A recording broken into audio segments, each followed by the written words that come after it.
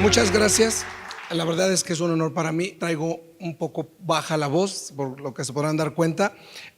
Toda la semana no he dado clases, entonces es un honor para mí estar compartiendo con ustedes.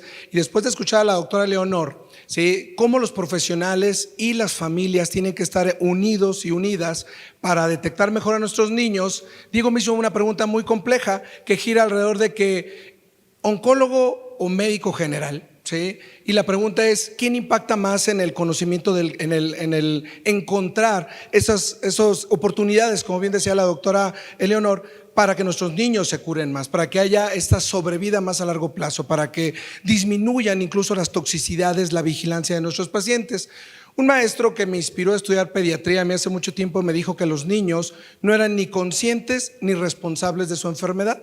Entonces, tratando de acudir a esa frase, yo me preguntaba entonces, ¿quiénes deberíamos serlo? Y deberíamos hacerlo todos, ¿no? Los niños nos los prestan para cuidarlos como sociedad, como familia, como profesionales. Entonces regreso a la pregunta que Diego me hacía: ¿quién impactaría más en esto, ¿no? El oncólogo, el médico general, el pediatra. Tengo que decir que todos y todas. ¿A qué me refiero?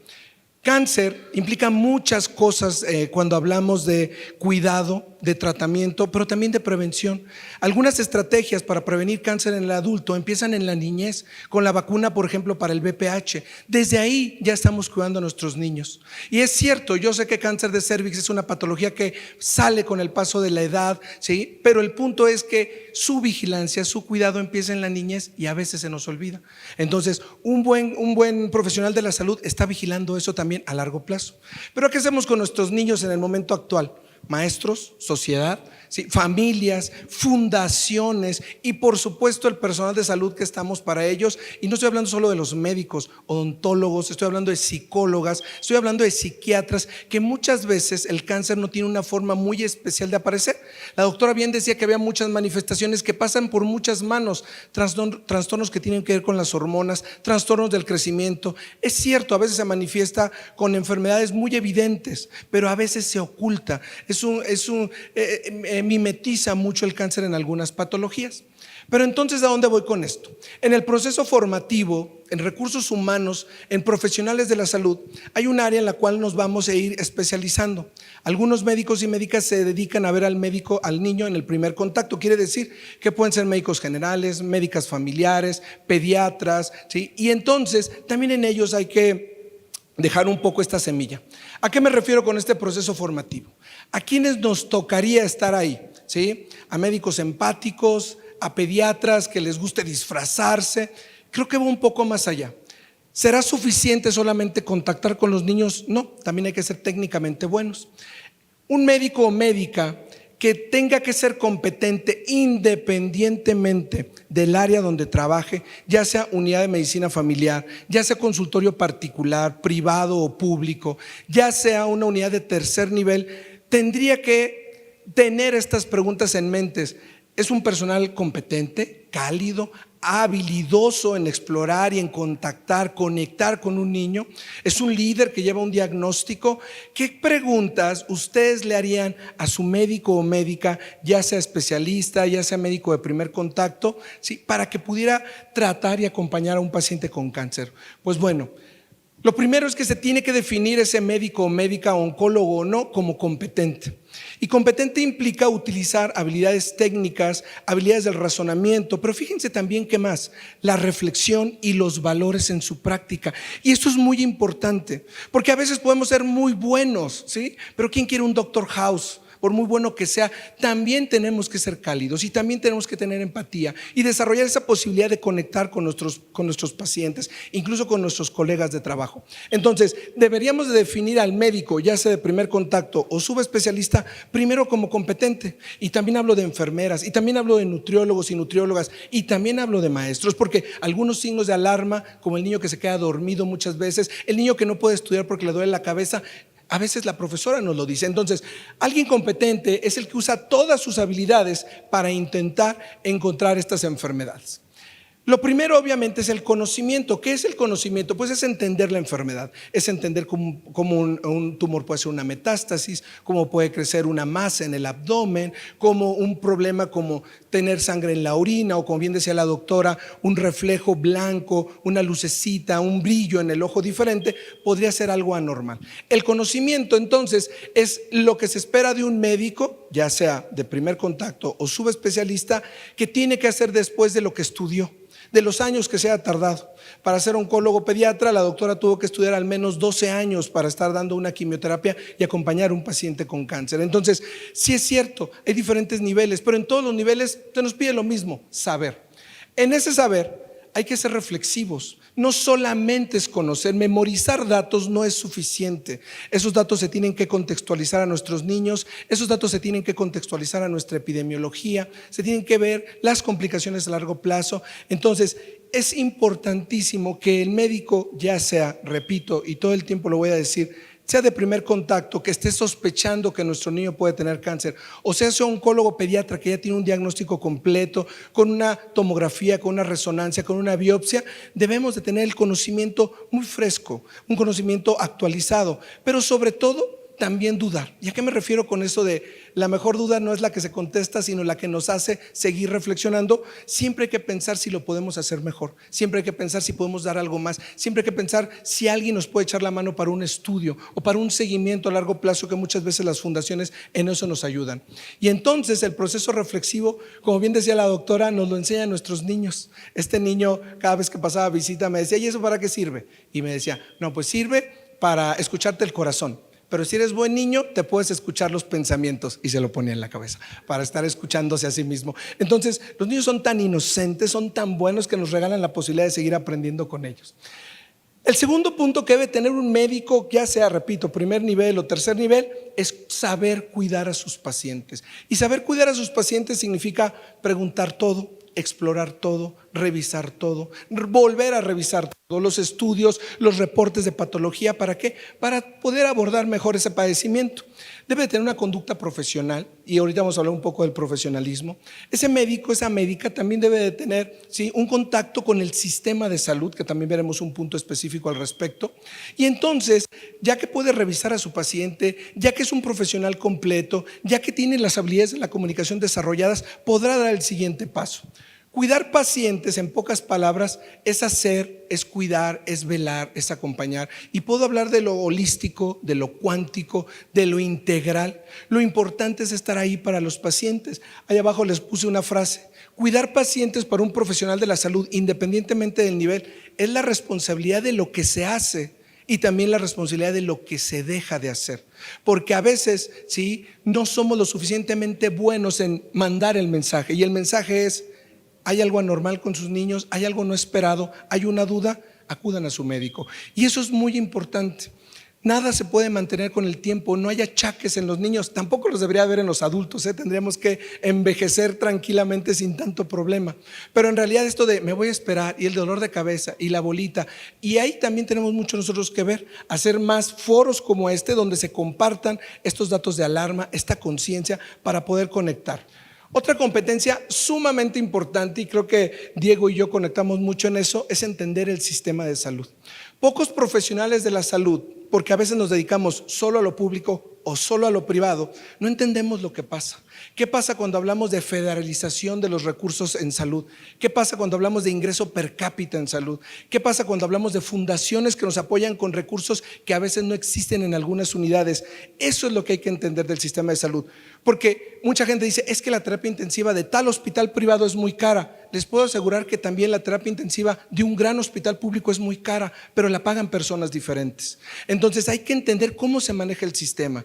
Y en el sistema hay costos, ¿sí? Muchas veces cuando hablamos de sobrevida en países que no hemos alcanzado el desarrollo, no es solo el acceso total a una quimioterapia, por supuesto que es importante, pero también los otros recursos, y ahí como sociedad tenemos mucho que ver. En Estados Unidos pasa una tragedia y la gente va y se forma a donar sangre, y en México le corremos a donar sangre. Hay campañas casi obligadas en algunas escuelas y universidades que nos ayudan. Hay campañas constantes, pero ¿cuándo hemos visto gente formada para ir a donar sangre si no es porque un familiar necesita esa sangre para una cirugía?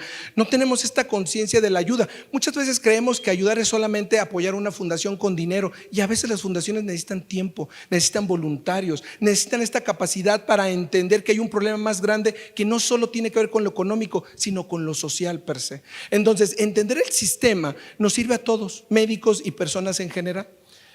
El sistema a veces aplasta. El sistema a veces nos aleja de la posibilidad de curarnos, ¿sí? Y lo hablo también porque he sido parte del sistema. Yo también, bueno, ahorita estoy enfermo. Entonces, imagínense lo que el paciente siente, no solo con el miedo de perder a su hijo, sino con la imposibilidad muchas veces de alcanzar los recursos necesarios para tener una posibilidad más alta de llevarlo a un buen puerto a ese paciente. Entonces, el sistema a veces nos puede, ¿sí?, alejar un poco de esa posibilidad o nos puede acercar. Y ahí es donde todos como sociedad debemos de participar. Es importante entonces entender que ese médico o esa médica, y repito, en el nivel en el que esté, entienda del sistema de salud, entienda de políticas de salud, de costos, entienda cómo podría interconectarse, no solo con otras unidades médicas, vuelvo a las fundaciones, vuelvo a la sociedad, porque muchas veces ahí está la respuesta. Y a veces el médico y la médica se ve cegado por muchas veces la frustración de la cantidad de trabajo, de la cantidad de pacientes. Entonces sí es importante que su profesional de la salud esté al tanto de lo que puede hacer trabajando en comunidad. Bueno, obviamente es una imagen donde ejemplifico un poco cómo el sistema a veces nos asusta, ¿no? Si el niño pudiera, saldría volando por ahí por la puerta. Muy bien. Algo que debe hacer un profesional, llámese médico o médica de primer contacto, u oncólogo u oncóloga pediatra, pues es entender que siempre hay que mejorar. Y siempre hay que mejorar significa cómo podemos crecer para nuestros niños, para nuestros pacientes, ¿sí? En general, casi siempre tomamos la bandera de todos los niños, obviamente de los niños con cáncer, pero todos los niños, todas sus patologías son importantes. ¿Qué debemos de hacer? ¿Qué debemos de progresar a lo largo de la vida? Utilizo esas dos palabras que están ahí abajo: aprendientes y prosumidores. Un aprendiente, a diferencia de un aprendiz, siempre quiere seguir aprendiendo. Somos aprendientes continuos. Y un médico, una médica que deja de leer, que deja de maravillarse con un artículo nuevo, con un libro nuevo, es un médico que ya perdimos un poco de su esencia. Y un prosumidor es alguien que produce. Ustedes ahorita están produciendo una comunidad, están produciendo un vínculo, no solo con los niños, con la fundación, con nosotros. Estamos produciendo algo. Las dudas que se produzcan de aquí, los proyectos que salgan de aquí, es algo que producimos. Y no solo consumimos cosas, producimos para alguien, producimos para la sociedad, producimos en este caso para nuestros niños y niñas con cáncer. Ahora bien, hay que entender que en este contexto, en esta competencia de saber crecer, de saber evolucionar como profesionales, ¿sí?, es algo que se debe ver como un reto. ¿Sí? El ser aprendiente, el ser creativo, el ir creciendo a lo largo de la vida, implica también la responsabilidad de ser humilde, porque si no lo somos, no podemos crecer. Si no entendemos que la realidad va a cambiar en la medida que nosotros cambiemos, no vamos a terminar cambiando nada.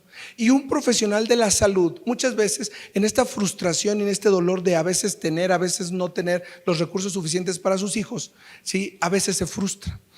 Pero en esa frustración, en ese dolor, tiene que entender que poco a poco va a ir cambiando la realidad, y lo que pueda cambiar alrededor, lo que toque en sus manos, cómo exploró a ese niño ese día, cómo hizo algo mejor por su paciente ese día, puede ser suficiente. Puede ser lo único que ese niño va a recibir bien ese día, es ese trato. Entonces, con humildad, con mucha paciencia, con mucha simpatía, el profesional de la salud siempre debería recordar este paso. Esto regularmente los niños nos lo recuerdan.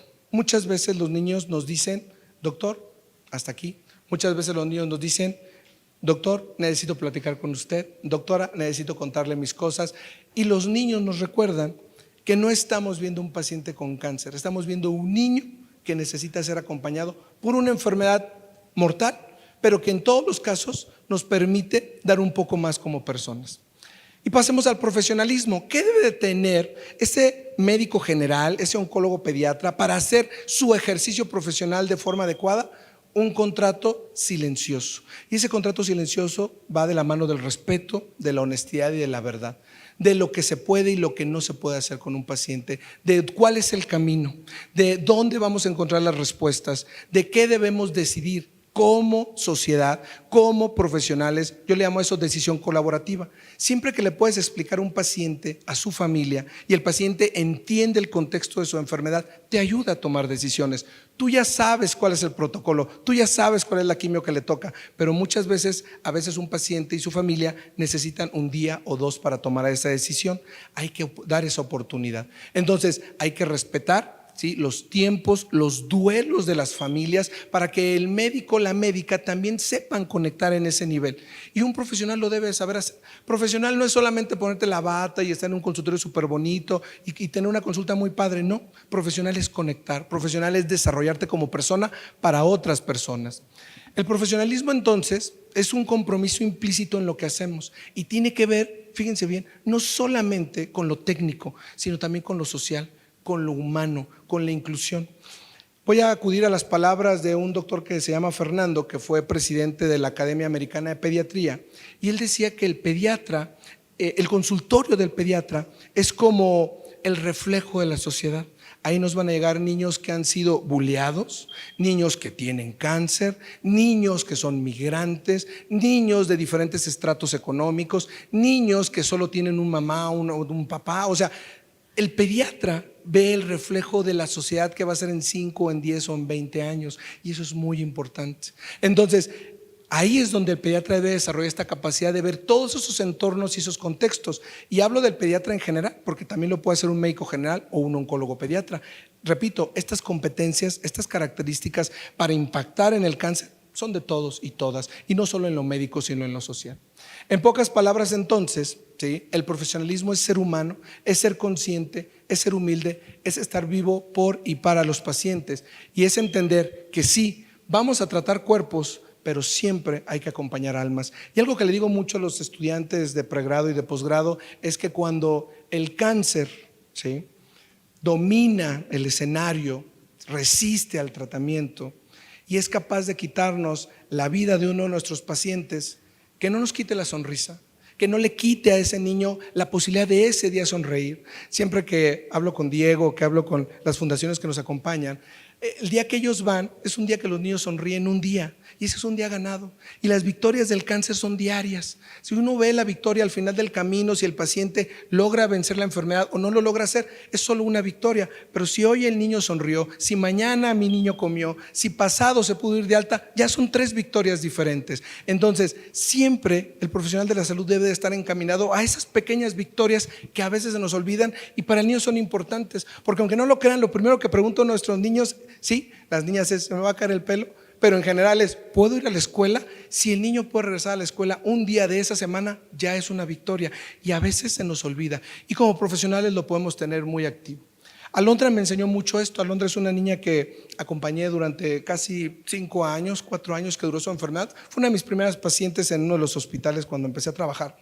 Tenía una enfermedad que se llama rhabdomyosarcoma, que es un tumor del músculo. Ella tenía metástasis, le dimos diferentes esquemas de quimio.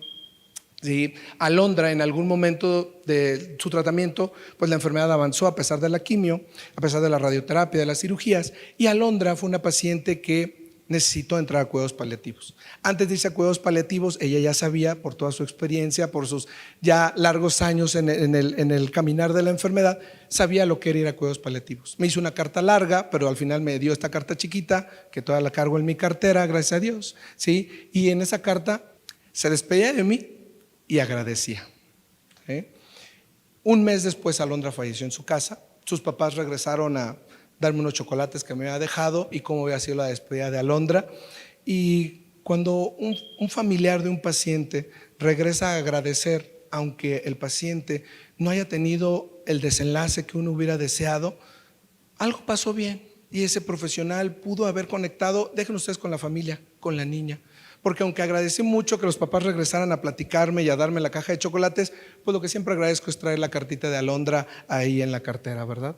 Y la última competencia que debe de tener muy bien clara un profesional de la salud que se dedica a acompañar niños con cáncer es comunicarse. Comunicarse tiene que ver con lo que hacemos, con lo que hablamos, con lo que vemos, con la postura, con la pasión se ve ahí, ¿no? Entonces la comunicación es una relación que yo incluso la veo a nivel terapéutico. Muchos pacientes ni siquiera quieren ser curados, primero quieren ser escuchados. Y porque al escucharnos ya somos aceptados. Y a veces los profesionales andamos tan metidos en nuestro rollo que si la resonancia, que si hasta la biopsia, que a veces no nos detenemos a escuchar, no solo al niño, a la familia, porque la familia es quien nos está ayudando con ese acompañamiento, con su hijo, con su hija. Y entonces hay que darnos ese tiempo. Es ético, ¿por qué? Porque además les quitamos incertidumbre, porque además les preguntamos hacia dónde vamos a ir como equipo, porque también el médico a veces es autoritario, y es porque lo digo yo, y es porque no vino, y luego a veces incluso podemos rozar en la fricción con nuestros pacientes, y eso es algo de lo que hay que cuidarnos. Hay que tener mucho en cuenta que la vulnerabilidad trae a los pacientes al hospital, y esa vulnerabilidad por la enfermedad, el sentirse vulnerados cuando nos entregan a sus hijos, es lo que muchas veces hace que tengamos esta relación, una relación que tendríamos que ver como una bendición. A los alumnos casi siempre les digo que hay que hacer la diferencia entre confiar y tener que confiar. Tener que confiar es el que me tocó, la que me tocó. Cuando confían en ti es porque nos lo ganamos, porque supimos darnos esos minutos para conectar con el paciente. En la comunicación pues hay 3 elementos clave. Uno es muy importante: escuchar para comprender al paciente, no solo para responder, sobre todo las dudas de la familia. Y es tan común esto, es tan común que la familia, y es que yo dejé de hacer esto, y es que mi vecina me dice aquello, y es que hay tanto aprovechamiento de charlatanes y de gente que luego quiere hacer su negocio a partir del sufrimiento de los demás. Entonces hay que tener mucho cuidado, hay que confiar en sus profesionales de la salud, llámese nutriólogo, psicólogo, médico, oncólogo, hay que confiar. Hay que confiar en ellos, por algo están ahí, por algo estudiaron, por algo quieren servirles, y nosotros necesitamos servirlos. Y muy importante, que ese profesional de la salud se comunique bien con todo el mundo, con el paciente, con su familia, con su jefe, con sus subalternos, con sus compañeros. Luego a veces hasta en eso hay problemas, ¿no? Cómo nos comunicamos con con el radiólogo. Eso de estar desacreditando médicos profesionales, la nutrióloga, yo no sé para qué le da eso. Tranquilos, ahí sí el médico, la médica tendremos que bajarle un poquito al ego. En la comunicación entonces, ¿sí?, fácilmente se olvida, y créanme lo que es una herramienta maravillosamente buena, no solamente, como bien decía la doctora, para alentar a que la sociedad haga más por sus niños, para tener oportunidades de capacitación como profesionales, no solamente en la salud, en la educación, en la economía, porque cáncer también se trata de dinero, también se trata de recursos, ¿sí? Mejora mucho la relación médico-paciente, sobre todo porque son enfermedades crónicas. El cuidado se vuelve mucho más cálido, mucho más empático. Y algo muy importante, los pacientes creen más en uno. Si al médico lo ven alejado, lo ven frío, hay un término psicológico que he compartido con la maestra Busqueta, que es la lexitimia. Si al médico lo ven así muy alejado, pues a veces no le creen y prefieren comprar el agua de no sé qué. Y pues sí, uno tiene que ganarse ese lugar también, no por traer la bata y el gafet, uno ya lo tiene todo, ¿no? Este es un caso de una niña que me gusta compartirles mucho, que es un ejemplo de comunicación tan natural y tan bello. Una de las mamás, cuando hacemos procedimientos, normalmente no están cerca del área del procedimiento, pero su niña era muy, muy miedosa y le daba mucho miedo. Me decía: doctor, deje de dejarme aquí, déjeme estar aquí cerca de mi hija, que vea mi mano, decía, y con eso va a estar más tranquila. Yo le decía: bueno, señor, está bien, voy a creer en usted, ponga su manita ahí, y ponía su manita ahí, ¿de acuerdo? Una de estas niñas se encontraron allá afuera, entre las dos me dibujaron, ahí siempre ando presumiendo el dibujo que me hicieron, ¿sí? Una de esas niñas era la niña del procedimiento, la otra era su amiga.